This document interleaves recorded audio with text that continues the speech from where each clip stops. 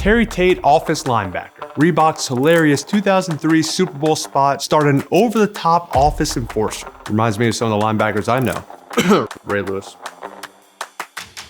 Terry's become part of the Felcher family. He fits right in here. In 2003, Reebok was not necessarily the #1 athletic brand in the world anymore. They were facing stiff competition from Nike, from Adidas. Every major celeb was wearing or designing Nike or Adidas. They dominated pop culture in the athletic shoe market. So in a bid to stay relevant, Reebok's agency had one goal: take the brand viral. Yeah, bitch! You can't bring that weak ass shit up in this motherfucker! They discovered the perfect paradigm buster in Terry Tate, office linebacker, a low-budget digital short with Lester Spate as a linebacker who literally tackles bad workplace etiquette. Office Space had just come out in 1999 and popularized the idea of satirizing the workplace. That's kind of what makes this ad really special, because at the time, we were all trying to make fun of our 9-to-5. When we asked Reebok to send us Terry Tate, some people thought we were crazy. Terry Tate was laying people out. He's an enforcer. He's a guy who makes things happen. Break was over 15 minutes ago, Mitch! I think it was the first time where you saw the hits. Our productivity has gone up 46%. We're getting more from our employees than ever before. There had been like physical comedy in an ad before, but this was like, man, this guy is really hitting people. I mean, he was a real big guy crushing people to a level that I think was just a shock. I cannot stress how many times I wanted to do that to people I work with that just don't have it together. That's a long distance call, Doug! Everybody can relate to somebody getting on their nerves in the workplace, not doing what they're supposed to do, making your workload harder. You wanna play games, Gene? Well, when it's game time, it's pain time, baby! Oh, the best moment is when he's beating someone up. You know you need a cover sheet on your TPS reports! And one of his coworkers says, "Hey, Terry." And he stops and says, Hey, Janice! if you're not, working your ass off, you're gonna get pummeled by the office linebacker. Pretty simple premise. It's funny, it's satirical, it's outrageous, it's ludicrous, but the reason why it still works is because it's advertising Reebok in a way where you don't really expect. It wasn't Nike. It wasn't using Michael Jordan and a serious voiceover. Tell me I can no longer fly. No, we're Reebok. We're going comedy, but we're going run you over comedy. In order to see the Reebok logo in this ad, you gotta search. It's like looking for an Easter egg, right? You have to look for it, and you gotta watch a couple times, because the first time you look at it, you don't even know, you don't see it. And that's remarkable for a sneaker ad, where usually the logo is like, boom, hitting you right in the face. Kind of cool. There aren't even any sneakers in the ad, which is hilarious. Terry Tate is not wearing sneakers. That's probably the riskiest of all, that it didn't show Reebok as much, but if it works, they're geniuses. If it doesn't, they're fools, right? And this time it worked, so they're geniuses. The end card prompted viewers to visit Reebok's website, not expressly to buy Reebok shoes, but to watch more Terry Tate online. Office linebacker was one of the few to successfully bring an audience from the Super Bowl to their desktop computers. The initial work that was on TV had to be so compelling that it would drive you like, I can't wait to see more of it. Oh, there's more? You can go to this website. There's a whole content series. There's longer forms. Like, oh, this is amazing. The success of the spot continued long after the Super Bowl. Terry Tate, office linebacker, was AdCritic.com's most watched spot of the year, and it also won a Clio. You got the great linebackers like Zach Thomas, Ray Lewis, Brian Urlacher, Nate Diggs. Fuck, is it Nate Diggs? No, it's not Nate Diggs. Patrick Willis. Terry Tate's right there with him. Terry Tate, you the GOAT. This is how every office manager and head of HR, this is who they should be. Just to keep things moving, productivity. Every now and then, you just gonna have to charge at the receptionist, because it's like, listen, you got 5 people on hold, Kim. You gotta get tackled.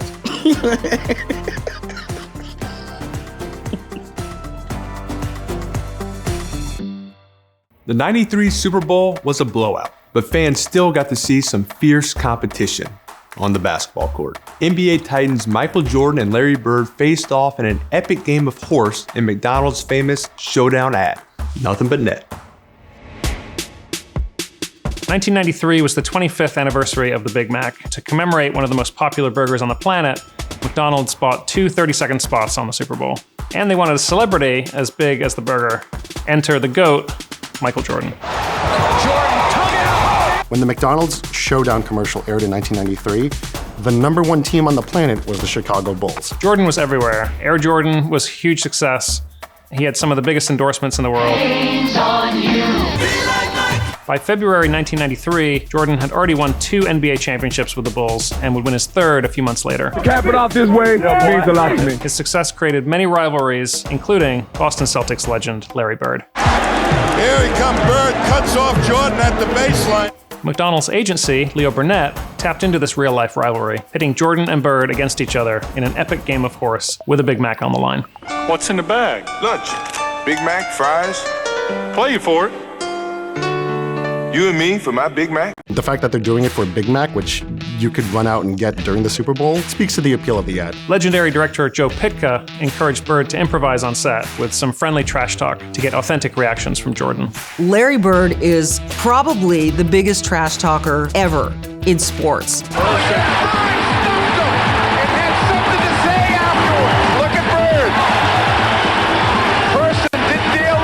It always seems like I get the last word. He was taunting Michael Jordan by limiting his skills on the court, saying, No dunking. which was Michael Jordan's very thing. I gotta pull out some unbelievable shots just to have an opportunity to beat this guy. The most memorable part of the ad is when they start getting absurd with their game of horse. They're shooting off buildings, they're shooting off the scoreboard. They're making impossible shots that only 2 legends of their stature are capable of making. Through the window, off the wall, nothing but net. The McDonald's Showdown ad infamously coined the phrase "nothing but net." You throw in something in the garbage, you automatically say, off the sideboard, over the kitchen, through the woods, bam, nothing but net. Jordan and Bird captivated audiences across both 30-second spots with a fierce neck-and-neck competition that was never resolved. I think we're gonna be here a while. I suggest you go get a Big Mac. I think having the 2 spots and leaving a cliffhanger was really smart. As soon as I heard Bird say no dunking, I knew he had it. We don't wear Air Birds, we wear Air Jordan. There's nothing else you can say other than the man steals it. Nothing surprises me about this ad in terms of how it then ballooned. McDonald's followed up with a sequel that aired in the next Super Bowl, Okay, around Saturn, through the dipper. adding NBA legend Charles Barkley to the mix. Hey, can I play? No! And in 2010, the brand produced a spin-off featuring LeBron James and Dwight Howard. Bruh. What's up, Dwight? What you got in the bag? Big Mac, fries. I'll play you for it. Do that one. There's even a special appearance by Larry Bird. Great show, guys. And thanks for lunch. Who's that? I have no idea. At the time, Michael Jordan was also in a pair of separate ads starring the Looney Tunes. There was one where he played against Bugs Bunny in 1992. Air Jordan and Air Jordan. There was also one where he played horse against Marvin the Martian. These 2 ads, combined with the Showdown ad being a little cartoonish by itself, inadvertently led to the creation of Space Jam, which is a touchstone for all millennials. One of the greatest movies of all time. Look who's finally ready to play.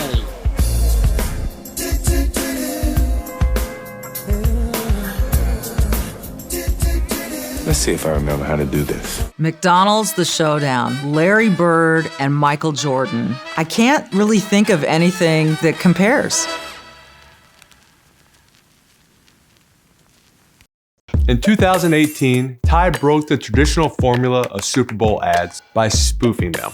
Their 4 separate meta ads left viewers wondering whether every commercial they saw was actually a Tide ad. Is this a Tide ad or is this another real? Right. Is this a Tide ad? Is this one? Is every ad a Tide ad?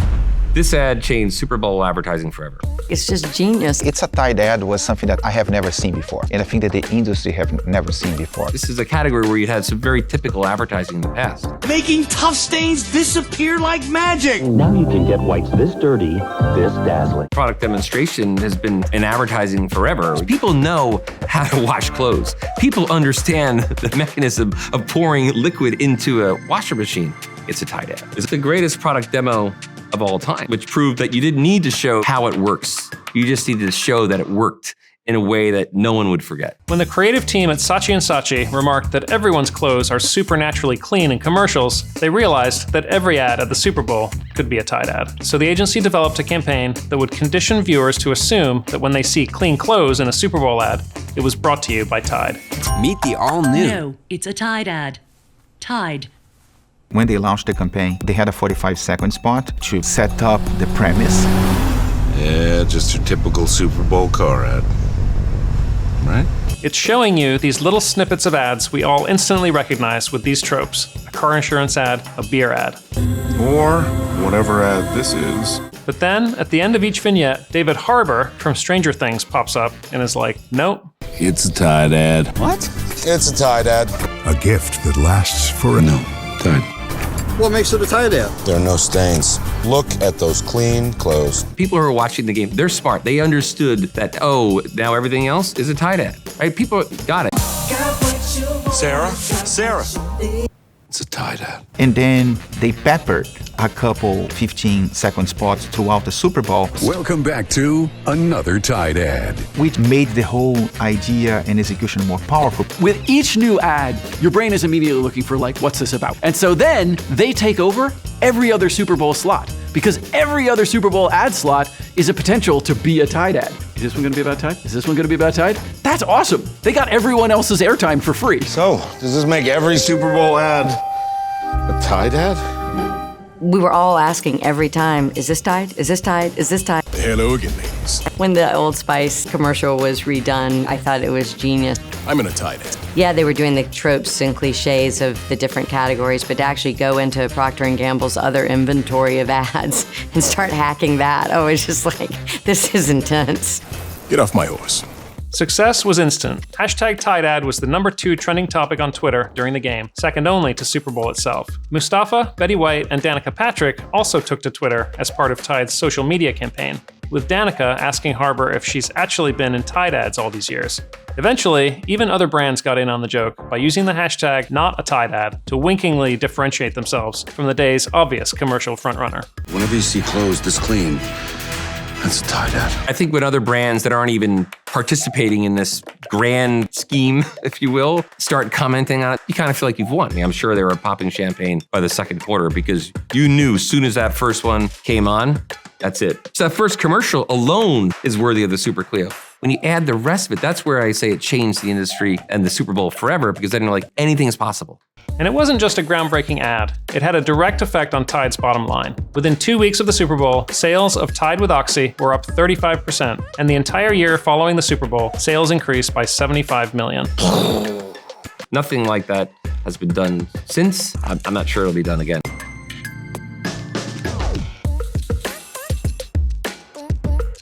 To celebrate its 100-year anniversary, the NFL invited some of the most legendary players of all time to be part of this rowdy commercial that stole the show at the big game. All right, if you love football, you love this ad. Yo, that's a fucking commercial, man. They nailed it on this thing. Everybody comes off great. Welcome to the 100th season of the National Football League. In 2020, the NFL was turning 100, and they wanted to make a Super Bowl commercial that was worthy of a centennial celebration. NFL CMO Tim Ellis wanted to showcase the players' personalities so fans could better connect with them. For so long, the NBA was the league where you knew all the players, you watched their emotions constantly on the floor because they didn't have anything covering them. The NFL really wanted to showcase the players and show the faces and show their personality, because everybody's so used to seeing us with the jersey, with the number, and a helmet, where you don't always see the smiles and the faces of some of these players. Well, take the damn helmets off. I do think it made it more personable, and they did connect with the fans. And I think it was a success on every level. And it's just pure entertainment. It's just guys crushing each other, cake being spilled, champagne going everywhere. It's entertaining for anybody. It's about football. They look exactly like who you'd expect them to be, which is the brilliance of it. And yet they're all in tuxedos except for Marshawn Lynch. We just want to see what you're gonna wear, so you got it on? Marshawn Lynch does whatever he wants. What do I think Marshawn Lynch said to the director when he refused to wear a tux? I don't think the director asked him a follow-up question. Be like, listen, if you want to come here naked, we'll just put some pixel around your balls.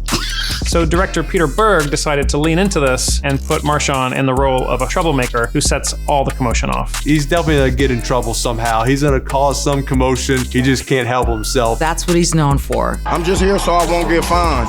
I'm just here so I won't get fined. Hey, I'm here so I won't get fined, boss. And causing all the trouble to begin with. And everything else that makes you say, oh boy. Fumble! The ad is fun. You're constantly trying to identify who's who. Joe! No can do, cowboy. You know, which keeps you fully engaged in it. I mean, it's got every single great, anyone you could ever think of is in that. Amazing. If you don't really know football well, you see a bunch of football players throwing cake and crashing into tables, it's funny. But if you're a fan, there's so many cookies in it. Like Peyton Manning throws a thing and he goes, "You still got it." That hurt. Because everybody knows he had the shoulder thing. You know, I thought Peyton's form wasn't all that great. I thought, you know, he kind of dropped the ball a little bit. That few years of retirement, his form had really kind of slipped a little bit. It's those little Easter eggs for people in the know is what makes it so enjoyable. It recreates some of the greatest plays. OBJ, reach back grab.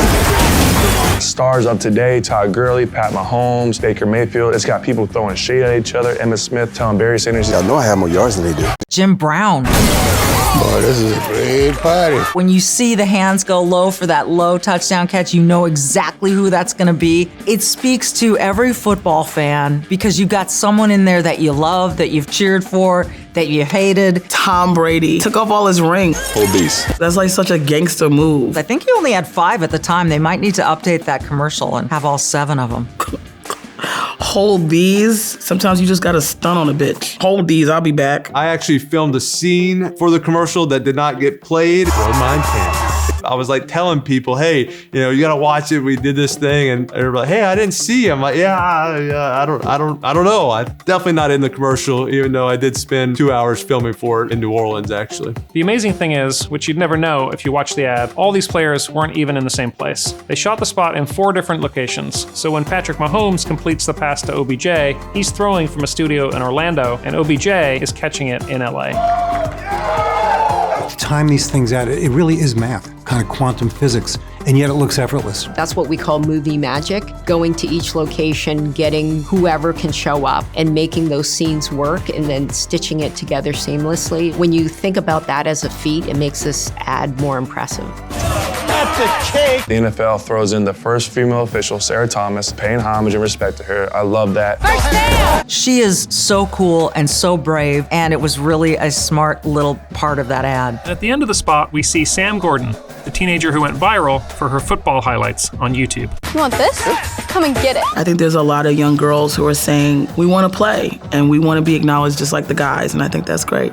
The spot cleaned up with the industry awards. The 100-year game won 2 Clio Sports Awards in 2019, as well as 2 Clio Awards in 2020. The ad got 16 million views on Twitter and 15 million on YouTube, and it also finished first in USA Today's ad meter. Not bad. I can't pop this mother. Men tackling each other and champagne showers, you said, and getting all hot and sweaty. Loved it all. Was there a part I wasn't supposed to love?